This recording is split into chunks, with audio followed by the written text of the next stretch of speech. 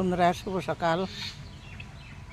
এটা এসে দেখেন আমরা কিন্তু এখন শীতের দিনে গরমে শীতের দিন আসলে পরে আমরা বাইরে এরকম প্রত্যেকে উনান করি। এটা বানিয়েছি একসঙ্গে দুটো উনান। এটা মুড়ি ভাজবো, রান্না করাও যায়, ওতে একবারে সব গুছিয়ে নিয়ে ভাত তরকারি রান্না করা যায় একসঙ্গে, কোনো অসুবিধা খুব তাড়াতাড়ি হয়ে যায়। একসঙ্গে দুটো উনুন। আর এখানে বানাইছি একটা, এখনও কিন্তু উনুনটা আমার রেডি হয় নাই, কারণ গেলবারে উনান বানিয়ে কিন্তু আমি দেখিয়েছি। সেই উনানে সেই গর্তর মধ্যেই আমি কিন্তু সব ভেঙে গর্তর মধ্যে কিন্তু সেই জায়গাটাই আমি উনানটা করেছি। সব আরও একটা আগলা উনান করব, সেটা একটু সময় লাগবে। এটা রেডি করে আবার সেগুলো করব। আর এই শুকনো খরার দিন আসলে পরে আমরা বাইরে শীতের দিনে প্রত্যেকে এরকম বাইরে আমরা উনান করি, উনুন করে রান্না করি আমরা কাঠে।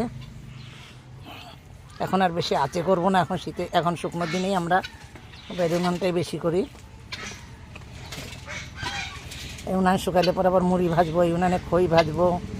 এখন আমাদের একাল দিনে আমরা মুড়ি ভাজি প্রত্যেকেরই, কারণ আমি খোলা জ্বালাই, পাড়ার 5 জন এসে মুড়ি ভাজে, সবাই একসঙ্গে জোটে আমরা মুড়ি ভাজি। কারণ মুড়ি ভাজার আমার সবই আছে। আমার আগে গেলবারেরও আমার ইউটিউব চ্যানেলে আমার উনান ছাড়া আছে, আমি উনান বানাই। এইবারই যেমন নতুন করে করতেছি এই উনান।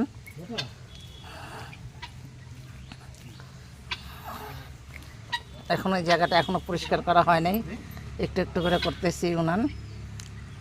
এই যে আজ এবার সকাল থেকে এটা এসে উনানের পিছিয়ে লেগেছি।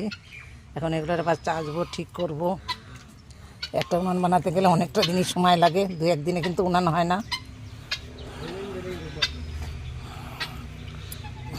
যার জন্য একটু ফেটে ফেটে গেছে, এই ফাটা জোড়া লাগাইতে হয়, অনেক সমস্যাই থাকে। একটা উনান করতে অনেকটা সময় লাগে। এই কালকেই মাটি বসাতে যে আমার হাতটা কেটে গেছে। এই মাটির ভিতরে কত কাকড়, কত কাজ থাকে, এইভাবে আজা দিলেই হাত কেটে যায়।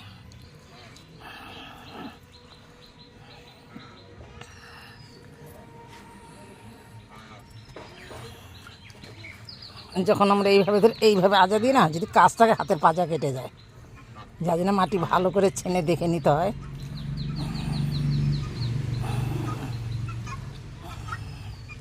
এই যে উনান বানিয়েছি আমি, দেখা দেখি বলবে দি পিসি একটা বানিয়ে দাও, বলবে দিদি একটা বানিয়ে দাও, পরে বানাইতে যাইতে লাগে উনান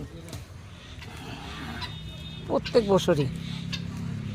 এই আগে অন্য বছর চালা দিই না, এবার চালাটা দিয়ে দিছি, কারণ বাইরে রান্না করতে গেলে চালা না হলে অসুবিধা হয়।